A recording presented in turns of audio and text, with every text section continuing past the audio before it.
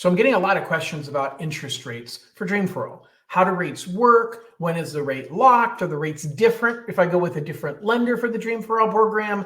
I even want to clarify that you have to go with Dream for All for the first mortgage with the state of California in order to get the money for the down payment assistance with Dream for All. So that's the first thing I want to cover, is that the rate is locked via the state of California through the California Housing Finance Administration. And that interest rate is locked at the time that you get an offer accepted on a home. So there's kind of 3 steps to this. The first step is you get your pre-approval letter and you submit into the reservation portal. We believe that's going to happen in the month of April. Then the second step is you wait to see, am I going to get a voucher? And if you get a voucher, great. The third step is you have to find a home and get in contract. Only after you find a home and get in contract do you actually get to lock your interest rate. And your rate is locked for that home. So what happens is we're locking your interest rate for a 30-day time period. Now, if you look up on CalHFA's website, it's going to talk about a 60-day rate lock. But that's the time that the lender has to have the file signed off and sold to CalHFA. So that's kind of insider baseball. That's how the industry works, is that I originate the loan, I fund the loan, and then I have 30 days after I fund the loan to get it sold to CalHFA and to deliver to them all the paperwork that they need. So of a 60-day lock, you're actually getting 30 days from the time that you lock the rate until you become the owner of the home. And so that rate is locked for 30 days. If we need extra time, there's an extra fee. So we don't lock the rate until you get into contract. If you miss that 30-day timeline, then there is a fee that CalHFA charges for an extension. Right now, that fee is 1/8 of 1% of the loan balance for every 15 days. But that fee can change over time. CalHFA can modify that fee. But I just want to make it clear, when you lock an interest rate, you're locking it only after you have a property. You're locking it for that property in particular. And there's a 30-day window from the time you lock to when you become the homeowner. And if it takes longer than that, then there's a lock extension fee. So what happens if you cancel that property? What happens if you get an inspection done on that property and there's a problem with it? You can cancel that lock. Now, CalHFA has not put it in writing, but they've said on a couple of the board meetings that they understand that people might need to cancel a property and buy a different one. And so I expect they're going to allow you to transfer your reservation to a new loan, to a new property. But your rate lock never transfers. Your rate lock never, ever transfers from one property to another. So if you lock and then you end up finding out that that property isn't going to work out for you and you cancel that property to buy something else, you get a new lock on that new property the day you go into contract, and then talk to me about locking in your interest rate. So let's rewind all the way back to today. We're right now in the process of getting you pre-approved and giving you the letter you need in order to submit into the registration portal and get your voucher. And we're guessing on the interest rate. And I'll show you in a minute where to find the interest rates. You can see them yourself every single day. It's public knowledge. CalHFA sets the interest rate. Every single lender pays, you get exactly the same interest rate. It just depends on what day we're freezing in that rate. Okay. So when you go now to get your pre-approval, I'm guessing, and I'm guessing on current interest rates. If rates go up, then the payments for that dollar amount you were approved for, your payment's going to be higher because rates are higher and you're no longer approved for that dollar amount. If rates go down, then your payment for the dollar amount you're approved for goes down. The payment goes down, and therefore you're eligible to increase your purchase price. But CalHFA has made it pretty clear they're not letting you increase the amount of your voucher. So if you say, hey, I'm qualified right now for $500,000, and you have $100,000 that you're asking for in your voucher, and rates go down, and you're like, John, I can buy at $550,000. CalHFA will not let you raise your voucher amount from $100,000 to 20% of the $550 or $110. That's not in writing, but they've made it super clear that's what they're doing. Okay. So what does this all look like today? Let me show you. So I'm going to share my screen with you right now. And I'm going to show you, if you go to the CalHFA website, so just go to calhfa.ca.gov. And right here in the middle, you would look under lenders and real estate agents. And the first line says rates and reservations. Click on rates and reservations. And right up here at the top, it says interest rates for today, which I'm recording this on February 6th. So here's today's interest rates. And what I expect, because it's what happened last time, is that CalHFA uses the conventional with down payment assistance. That's the line that you're using. So today for a standard rate lock, your rate is 6.625. If you're low income or under 80% of the area median income for the county that you're buying in, then you get a lower interest rate and you're at 6.5 as of today. This changes every single day. It's published around 8 o'clock in the morning. But guess what? We cannot lock interest rates after around 2:30 in the afternoon because CalHFA shuts down their system at 3, and I've got to have about a half hour to process it. So I've got to push the button by 2:30 in the afternoon to lock your interest rate for that day. Otherwise, if we miss that deadline, we get whatever tomorrow's interest rate is when we lock it in. You don't have to lock in your interest rate when you get an offer accepted, but you have to lock it in at least 10 days before you get your keys. The problem is, are you willing to gamble with such a small amount of time to gamble with? You're basically crossing your fingers and hoping rates drop a little bit, and rates are super volatile. Let me show you, first of all, if we go back to my screen here, and I'll show you, you can actually see the history of CalHFA's interest rates right here where it says historical rate report. So I can change this and I can go back a couple months, and I can go back to November 1st, and I can view the report, and it will actually download it to my computer as a PDF. So let's go ahead and open up that report, and I will show you that you get every single day's breakdown. So if you care about this stuff, you can see where CalHFA's rates have gone. And so we're looking at a rate and term, again, 60 days, although you're only getting a 30-day lock. CalHFA conventional with down payment assistance. So today, as I said, is 6.625. Yesterday, it was 6.625. If we go back, way back, we take the Wayback Machine, and we go back to January 24th. CalHFA conventional with down payment assistance was 6.5.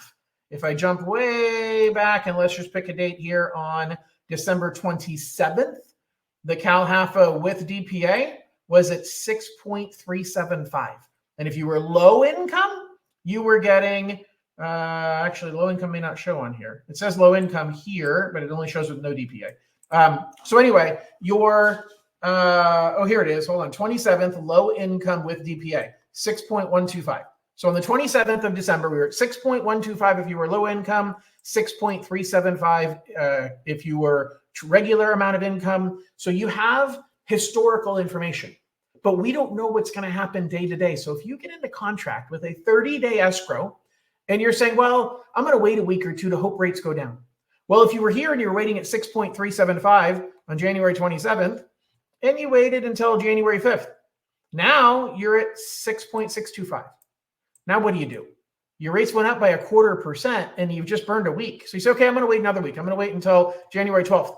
And you go here and we say, okay, well, on January 12th, thank goodness, we're back to 6.375. You just had a week and a half, 2 weeks worth of stress for what? Because rates go up, rates go down, they move all the time.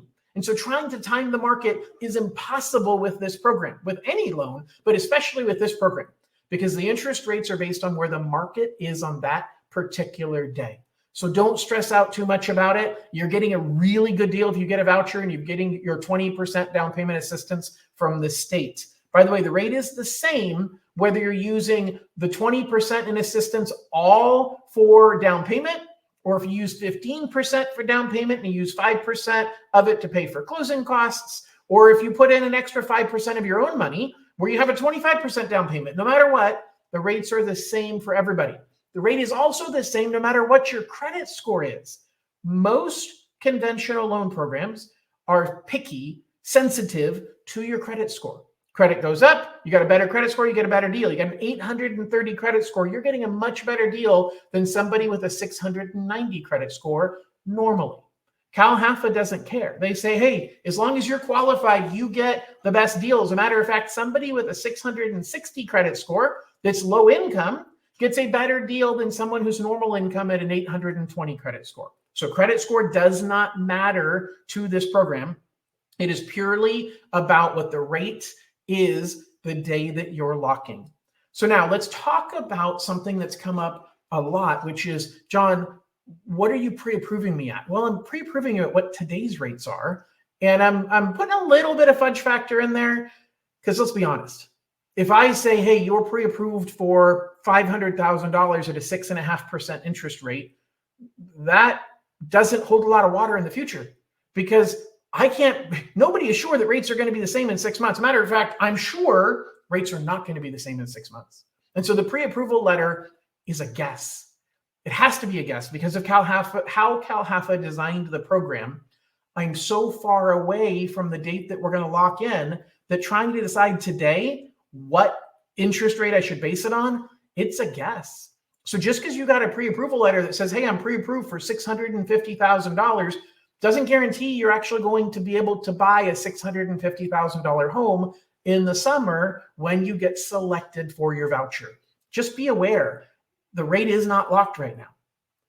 Another topic that a lot of people ask me about is buy downs. And they've said, John, I've heard about permanent buy downs. I've heard about temporary buy downs. Help me understand how that works and if it's a good idea or not. So before I talk about buy downs, I want to give you a little bit of education on the rate market. So I'm going to switch screens here and I'm going to show you, this is a historical breakdown of interest rates. And we're going all the way back here to the 1980s. And we saw interest rates going up to 12%. They came back down some. And then they were at 12%. And they went up to, where are we at here, 14, 15%. And then they dropped. And then they came back up again. And then they are dropping. And that double peak, so peak and then valley and then peak again, is exactly what we're seeing here. We saw interest rates go up. And then they've come down some, they go up, and they're coming down some. And so we're seeing interest rates undulate. It's never a straight line. It's never, even right here, interest rates in 1984 were at 14.6, and they're going down, but then they pop up a little bit. And then they're down and pop up, and down and pop up, and down and pop up. And so on the way down, they bump. On the way up, they bump down. So you have lots of minor movements, even though the direction of rates is going the same direction. We expect interest rates to be falling over the next 2 years. The Fed's made that clear. But the problem is, in the meantime, there's going to be a lot of turmoil. And so as you look at interest rates and you look at the big picture of interest rates, and I said, hey, you can lock in an interest rate right here in 1981 at 18.44%, and you could buy down your interest rate. Now, what is a rate buy down? A rate buy down says, I'm going to pay an extra fee right now in exchange for paying less interest every month and every year for the lifetime of my loan. So if I said to you, hey, pay me an extra $100 in fees, and I'm going to save you $10 a month. You say, well, let's see, what's the break-even points? So if I were to save $10 a month, I'm saving $120 a year in interest. And I only spent $10 for that. Excuse me, I only spent $100 for that. So 120 is more savings than the 100 that I spent, and I broke even in just 10 months. So that's a really good deal. The math isn't that much in your favor, okay? So let's pretend instead that I said, hey, pay me $100, and I'm going to save you $1 a month off your payment. Well, you'd say, well, John, this is a 30-year mortgage. So I'm going to make 360 payments, and I save $1 a month. For 360 months, I've saved $360 over the next 30 years. That's very, very true. And it only costs you $100. So you're going to save an extra $260. But it takes you 100 months of saving $1 a month in order to break even or to pay back the $100 you spent. You guys with me so far? Okay, good. Are you going to keep this loan for 100 months? We're talking about eight plus years to keep this loan. Well, it's going to depend on a lot of factors. The first thing is most people move every about 7 to 10 years. More importantly, most people refinance their mortgage about every 5 years. Not refinance, they pay off their mortgage. It might be from selling, might be from refinancing to lower an interest rate. It might be from refinancing to pull cash out. In this case, it might be from refinancing because you want to pay off your silent partner, the state of California. So when you refinance, the money you spent up front for a permanent rate buy down, it's gone because you bought a lower interest rate on that loan and you no longer have that loan. And so if we look back at my chart over here, and I'm going to kind of zoom in a little bit, and let's just kind of zoom into 2010. Let's look at the last decade or so. So maybe I'll try and get around 2014. Okay, so we're at 2013, and you see interest rates kind of moving up and staying stable and coming back down. And so you got rates pretty much between 4% and 3.25%, 3.5%. So they kind of tickled up to 4.5%, down to 3.5%, up to 4.5%. They tickled almost 5% in 2018. And right before COVID, the lowest rates had been was about 3.5%. And so if you were anywhere around 3.5%, and you look historically saying, hey, for the last 10 years, we've seen interest rates pretty close to this being the lowest number.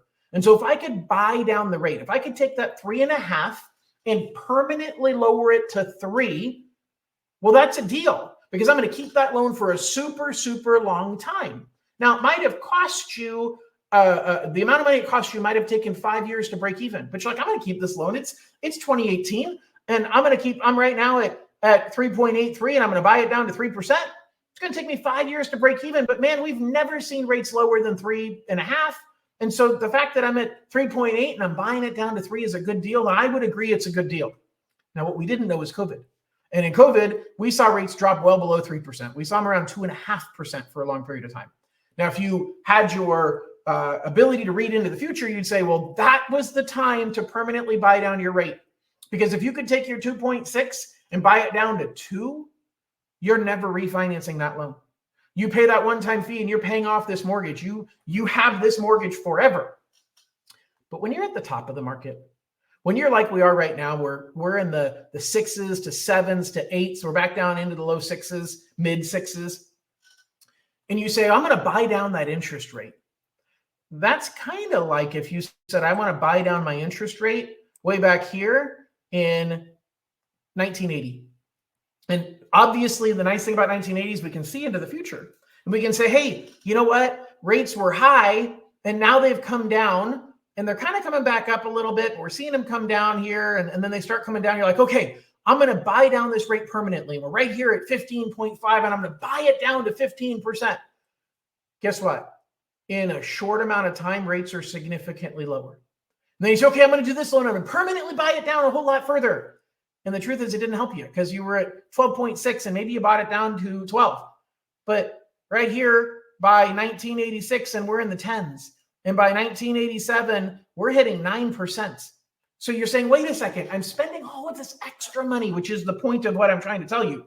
When rates are at the top of the cycle, you do not buy down the interest rate. Hear me out again. When rates are in the higher end of the cycle, don't pay extra to buy down the rate to get a lower permanent interest rate. This is not a permanent loan. You are not keeping this loan forever. You have the ability with CalHFA to refinance this loan one time without paying off the state. So we have to use that wisely and time it appropriately. But you don't have to worry about, oh my gosh, I'm partnering with the state and I never want to have to pay back that money. By the way, even if you pay off your mortgage in 30 years, you're still paying back the money to the state. But the fact of the matter is, it's not the time to do a permanent buy down because this is not a permanent long-term loan. Rates are at the higher end. The Fed has made it clear they're going to be lowering interest rates. So don't spend good money right now buying down an interest rate, except if you're thinking about doing a temporary buy down. Now, a temporary buy down is an absolutely phenomenal idea, but it's got a major problem. Just like all phenomenal ideas, they come with a flaw. So here's what's happening. A temporary buy down says the seller is going to give money to you to use towards making your monthly payment cheaper for the first 1, 2, or 3 years. So I'm going to simplify this and just call it a 2-1 buy down. So let's pretend rates are at 6.5% right now. You can get a temporary buy down that gives you 2% lower the first year. So it lowers your payment to match what a 4.5% interest rate is. And then the second year, it goes to the 5.5%. So it's only a 1% drop. And then the third year and beyond, it goes to 6.5% and it stays there forever. Now that is a phenomenal option because even if you refinance before the end of the temporary buy down period, any of the money that was sitting there as part of the buy down is refunded back to you. Yeah, you get the money back. Now, where did the money come from? That's the problem. And what's the money for? That's a little bit of clarification. So let me give you some simple math. Let's pretend your payment at 6.5% is $4,000 a month. And let's pretend the payment at 4.5% is $3,500. So you're saving $500 a month for the first year. Okay, so $500 a month times 12 months is here. Let's say your payment is $3,750 instead of the $4,000 that it should. So therefore, you're saving $250 a month, or about $3,000 in the second year. So you save $6,000 off your payment the first year, $3,000 off your payment the second year. That's $9,000 that you're saving. But somebody's paying for it. It's not free money. And you are not allowed to pay for it. And you are not allowed to use CalHFA's money from Dream for All to pay for the temporary buydown. So CalHFA says, well, two people can pay for it. The lender can pay for it, or the seller can pay for it. Well, let me be clear. No lender is going to pay for a temporary buydown because we don't make anywhere near as much profit on down payment assistance loans as we do normal loans. We're happy to do it, but we don't service the loan over the lifetime. So we don't make any money off of the servicing. The state gets that money. So we're making a whole lot less revenue, a whole lot less income than what we would normally earn. So are we going to take part of that less revenue and give it to you to pay $9,000 towards a temporary buydown? I wish, but it's not going to happen. So who's left? The seller is left. So you're now coming into what I think is a highly competitive market. And the only way to get a temporary buydown is for the seller to pay for it. And you're going to try and convince the seller to sell you. You only have a 90-day window to find a home and get an offer accepted and get in contract and reserve your money. And otherwise you lose your Dream for All home. As a matter of fact, I'll pay you extra for it, but I really need you to pay me $9,000 to help me fund this temporary buydown. If you can find it, if you can find a seller willing to pay you the temporary buydown, it's great. Okay, it's great, because let's pretend you refinance in 1 year.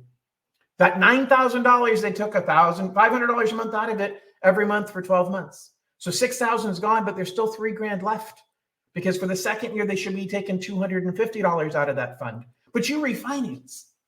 That $3,000 that's sitting there, it comes back to you. At the time that you close escrow on the refinance, they apply that extra $3,000 to the principal balance. So you actually get the benefit of the money. This is totally different than a permanent buydown, where whatever you spent for the permanent buydown, you can pay for the permanent buydown. You can use Dream for All money to pay for the permanent buydown, but you don't get the money back later, because it's literally a transaction. You spent the money to get a lower interest rate. No matter how long you kept the loan, you bought the lower interest rate. A temporary buydown, you're simply setting aside money. Your rate still is 6.5, but you're only paying a portion of that. You're only writing a check for the 4.5% interest portion of it, because we have money from the seller covering the additional portion. So temporary buydowns are a big buzzword. Lots of lenders are talking about, hey, we can do temporary buydowns on CalHFA loans for Dream for All. Yes, we can. But you got to have a seller that's willing to do it. And I can do it for you, but I don't want to mislead you and say it's the golden opportunity to save money on your payments. If you can negotiate it, that's great. But your qualification is based on the full payment, not on the temporary buydown payment. So you can't stretch your purchase price because of it. So you need to be prepared for the fact that, hey, whatever the rate is, when I lock in, that's where I'm going to be buying. And we'll have a better feel for where interest rates are once we hit the summer. So if you get your voucher, then we're going to have a conversation and we're going to talk about strategy. We're going to talk about strategies on how to get your offer accepted in a competitive market. I'm going to sit down and do a Zoom call with you and your realtor to talk strategy on how we write offers, how we position this to make you successful, and how I'm going to help to talk with the listing agent to explain to them the program and how it works. These are all the intangible benefits that I provide by you choosing me as your lender, because I thoroughly understand the loan program. I thoroughly understand the dynamics of how it works. And so if you have not selected a lender yet for Dream for All, I am interviewing for that job, and I would like you to pick me. So you should be seeing down below, or possibly there's a QR code floating around here somewhere, that will tell you, that'll take you to a page that you can learn more information. You can start the application process with me. You can register and go into my calendar and schedule an appointment. But I want to be your lender. I hope that I'm a great source of information, but I also want to be your lender. So the last thing I'm going to say is you do have the choice of what lender you're working with.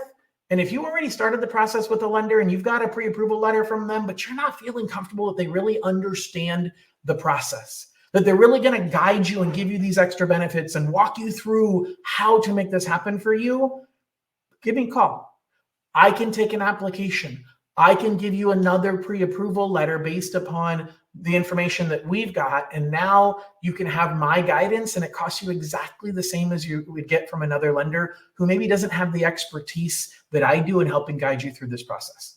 So I really appreciate you listening. Please share this information. I want to help to get as many people as are eligible for the program aware of it. And just be aware, only about 10% of people who apply are going to make it. And so when we talk and I give you your approval letter, I'm going to give you 2 letters. I'm going to give you your Dream for All approval, and I'm going to give you your Buy It Now approval, because you may just get tired of waiting. You may say, you know what, I don't want to wait until summer when prices are going to be going up. I want to buy something now, or I found the perfect home. And so I'm going to give you both approvals. I'm going to give you your Dream for All approval. I'm going to give you your Buy It Now approval. So please reach out if you have any questions, if I can help guide you, or if I can give you that pre-approval. Thanks for listening and have a wonderful day.